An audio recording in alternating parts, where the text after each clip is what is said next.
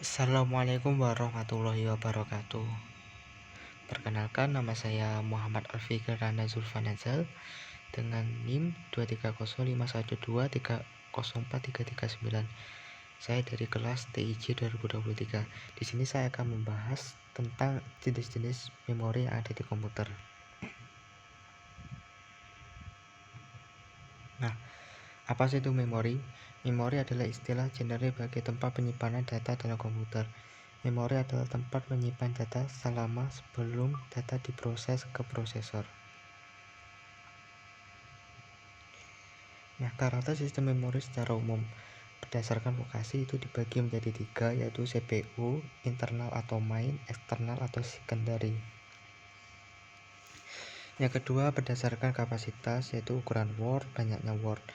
Yang ketiga adalah berdasarkan satuan transfer, yaitu word atau block. Yang keempat adalah metode aksesnya. Yang pertama itu ada sequential access, direct access, random access, associative access. Yang kelima berdasarkan kinerjanya itu menjadi 3, access time, cycle time, transfer rate. Yang keenam berdasarkan tipe fisik, yaitu semikonduktor, permukaan magnetik. Yang ke-7 karakteristik fisik, yang pertama volatif, non-volatif, atau erasable, non-erasable. Catatan bagi pengguna dua karakteristik penting memori adalah kapasitas dan kinerja.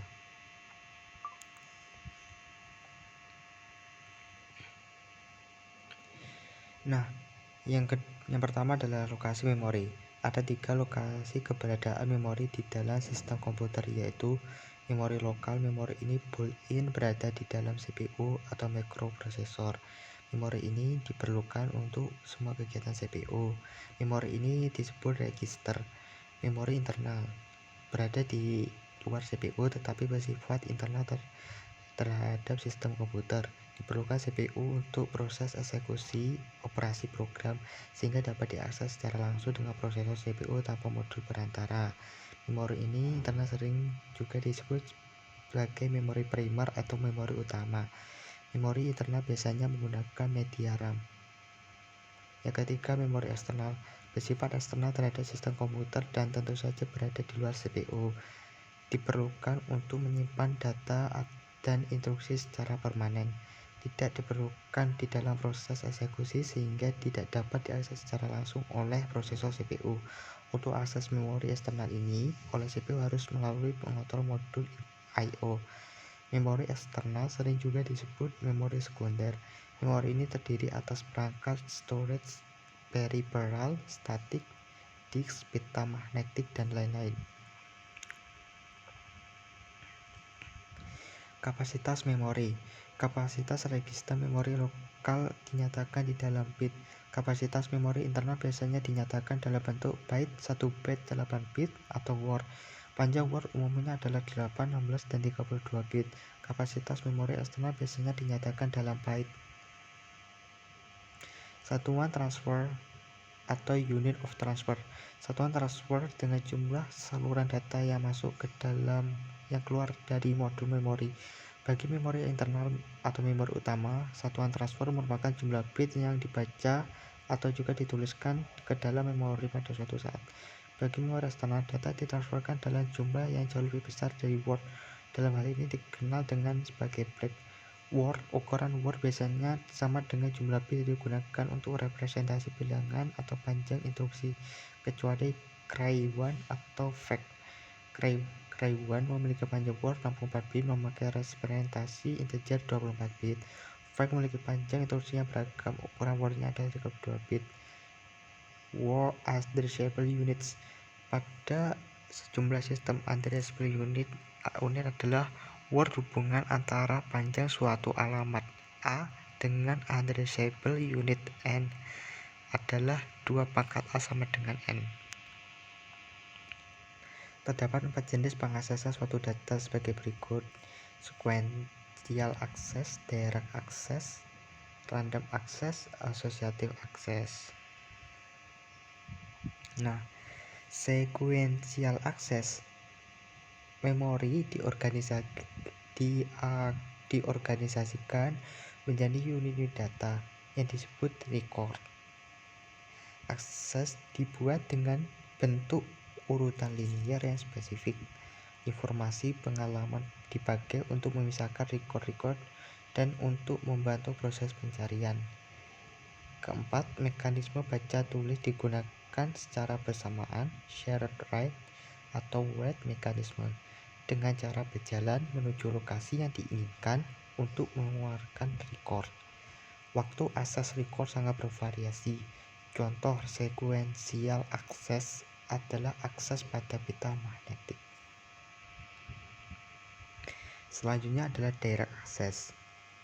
Seperti sequential access, direct access juga menggunakan shared read atau write mekanisme, tetapi setiap blok dan record memiliki alamat yang unik berada di lokasi fisik. Akses yang dilakukan secara langsung terhadap kisaran umum general vicinity untuk mencapai lokasi akhir. Waktu aksesnya bervariasi. Contoh direct access adalah akses pada disk.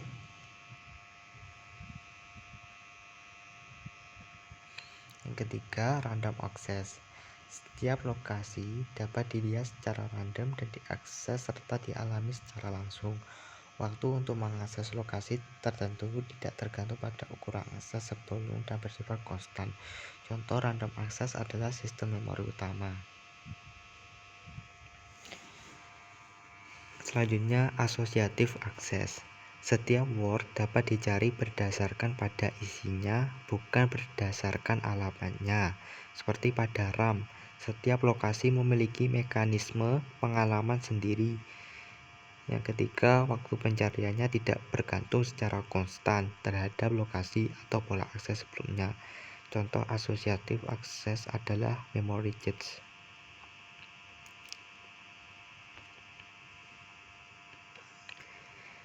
Kinerja memori. Ada 3 buah parameter untuk kinerja sistem memori, yaitu waktu akses, access time. Bagi RAM, waktu akses adalah waktu yang dibutuhkan untuk melakukan operasi baca atau tulis. Bagi non-RAM, waktu akses adalah waktu yang dibutuhkan untuk melakukan mekanisme baca tulis pada lokasi tertentu. Waktu siklus, cycle time. Waktu siklus adalah waktu akses ditambah dengan waktu transien hingga sinyal hilang dari seluruh sinyal atau untuk menghasilkan kembali data bila data ini dibaca secara destruktif.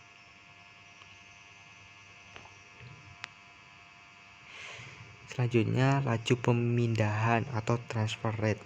Transfer rate adalah kecepatan pemindahan data ke unit memori atau ditransfer dari unit memori. Bagi RAM, transfer rate sama dengan 1 atau satu waktu siklus. Bagi non-RAM, waktu persamaan sebagai berikut.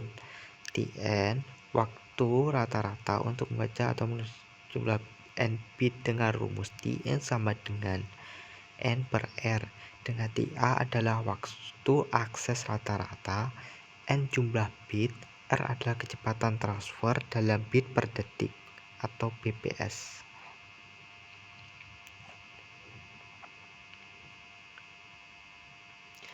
Tipe fisik memori. Ada 2 tipe fisik memori, yaitu memori semikonduktor. Memori memakai teknologi LSI atau VLSI, Very Large Scale Integration.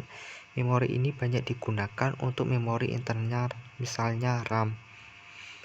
Memori permukaan magnetik. Memori ini banyak digunakan untuk memori eksternal, yaitu disk atau pita magnetik. Karakteristik fisik. Ada 2 kriteria yang mencerminkan karakteristik fisik memori, yaitu volatif dan non-volatif. Pada memori volatif, informasi akan rusak secara alami atau hilang bila daya listriknya dimatikan. Pada memori non-volatif, sekali informasi direkam, akan tetap berada di sana tanpa mengalami kerusakan sebelum dilakukan perubahan. Pada memori ini, daya listrik tidak diperlukan untuk mempertahankan informasi tersebut. Memori permukaan magnetik adalah non-volatif. Memori semikonduktor dapat berubah volatif dan atau non-volatif, erasable dan non-erasable. erasable, artinya memori ini dapat dihapus, diganti dengan informasi lain. Memori semikonduktor yang tidak terhapuskan dan volatif atau ROM. Yang kedua, organisasi. Yang dimaksud dengan organisasi adalah pengaturan bit dalam menyusun Word secara fisik. Selanjutnya ada RAM memori yang berdasarkan akan disajikan di dalam tabel berikut. Kalau berdasarkan kecepatannya, yang tercepat itu ada register cache memory, yang terlambat itu ada main memory dan sekunder memory.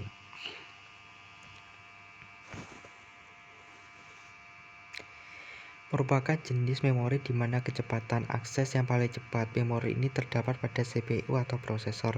Contoh register data, register alamat, start point register, memory address register, IO address register, instruction register, dan lain-lain.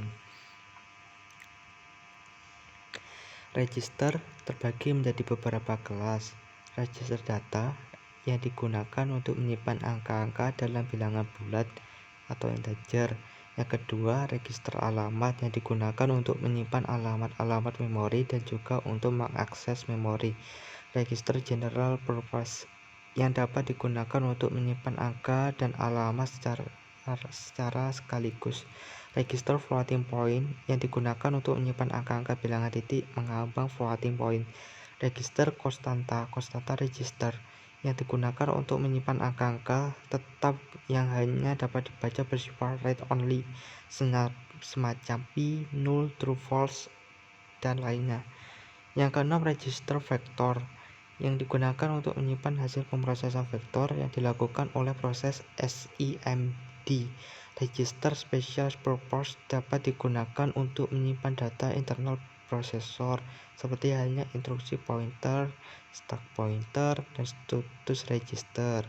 Register yang spesifik terhadap model mesin specific register dalam beberapa arsitektur tertentu digunakan untuk menyimpan data atau pengaturan berkaitan dengan proses itu sendiri. Karena arti dalam setiap register langsung dimasukkan ke dalam desain prosesor tertentu saja. Mungkin register jenis ini dapat menjadi standar atau generasi prosesor.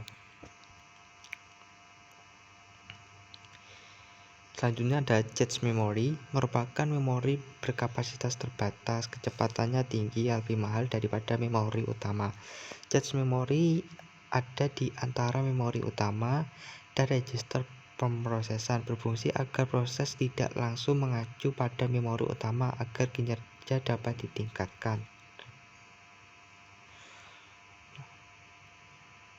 Lanjutan dari cache memory. Cache memory ini ada dua macam, yaitu cache memory yang digunakan pada internal prosesor. Cache memory jenis ini kecepatannya akses sangat tinggi dan harganya sangat mahal. Hal ini bisa terlihat dari proses yang berharga mahal seperti P4, P3, AMD Athlon, dan lain-lain. Semakin tinggi kapasitas cache memory L1, maka semakin mahal atau semakin cepat prosesor. Cache memory yang terdapat pula di luar prosesor yaitu berada pada motherboard. Memori jenis kecepatan aksesnya sangat tinggi, meskipun tidak tercepat cache memory pertama yang ada pada internal prosesor. Semakin besar kapasitasnya akan semakin mahal dan cepat. Hal ini kita lihat pada motherboard dengan harga kapasitas cache memory yaitu 200KB, 500KB, atau MB, 2MB, dan lain-lain.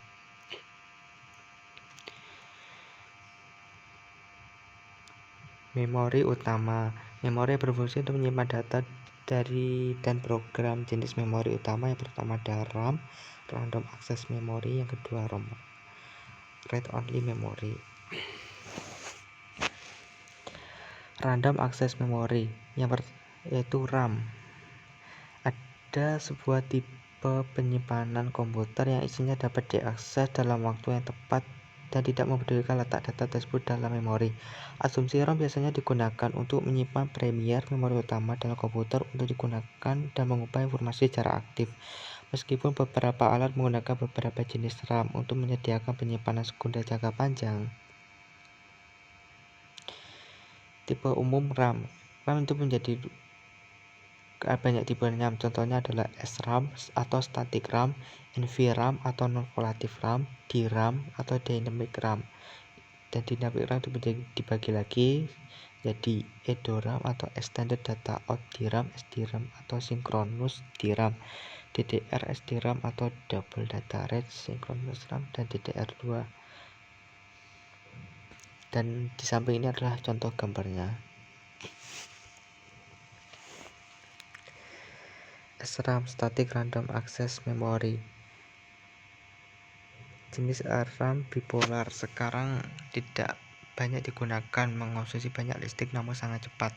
Complementary Metal Oxide Semiconductor, CMOS, jenis paling umum berdasarkan fungsinya asynchronous, independent of clock frequency. Data in and data out are controlled by unrest transition. Synchronous all-time timings are initiated by the clock rise fall time. Unrest data in and other control signals are associated with the clock signal. NVRAM Relative RAM. NVRAM Relative RAM Access Memory merupakan sebuah jenis memori komputer dengan akses acak RAM pada memori, digunakan untuk menyimpan konfigurasi yang dilakukan oleh firmware seperti BIOS, EV, firmware lainnya perangkat embedded. Yang kedua ada umumnya NVRAM dibuat dengan teknologi manufaktur CMOS, Complementary Metal Oxide Semiconductor, sehingga daya yang dibutuhkan juga kecil. Untuk menghidupinya agar data dapat disimpan tidak hilang, NVRAM menggunakan sebuah baterai lithium dengan seri CR2032. Data yang tersimpan pada NVRAM tidak akan hilang meskipun satu daya dimatikan, bersifat permanen. Hal ini berbeda dengan Relative RAM. Yang selanjutnya adalah DRAM. Random Access Memory. DRAM merupakan jenis akses memori yang menyimpan setiap bit yang terpisah dalam kapasitor satu sirkuit terpadu. Karena kapasitornya selalu bocor, informasi yang tersimpan akhirnya hilang kecuali kapasitor itu disegarkan secara berkala. Karena kebutuhan dan penyegaran, hal ini membuatnya sangat dinamis dibandingkan dengan memori SRAM, static memory, dan lain-lain. Berikut ini contohnya.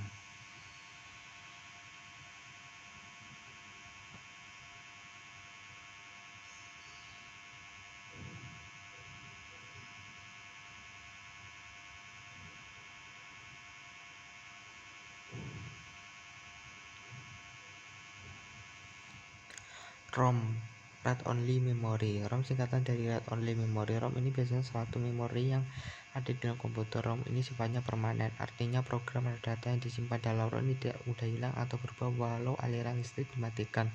Menyimpan data pada ROM tidak dapat dilakukan dengan mudah, namun membaca data dari ROM dapat dilakukan dengan mudah. Biasanya program data yang ada di dalam diisi oleh pabrik yang membuatnya. Oleh karena sifat ROM biasanya digunakan untuk menyimpan firmware piranti lunak yang berhubungan erat dengan piranti keras. Salah satu contoh ROM adalah ROM BIOS yang berisi program dasar sistem komputer untuk mengatur menyiapkan semua peralatan komponen yang ada di dalam komputer saat komputer dihidupkan atau booting. Jenis-jenis ROM adalah PROM, Program Read Only Memory, yang dapat diprogram sekali saja oleh programmer. EPROM atau Erasable Program ROM atau EPROM, atau sering disebut juga EPROM, Reprogrammable ROM, dapat dihapus dengan sinyal ultraviolet serta dapat diprogram kembali berulang-ulang. EPROM, Electric Erasable Program ROM, dapat dihapus secara elektronik dan dapat diprogram kembali.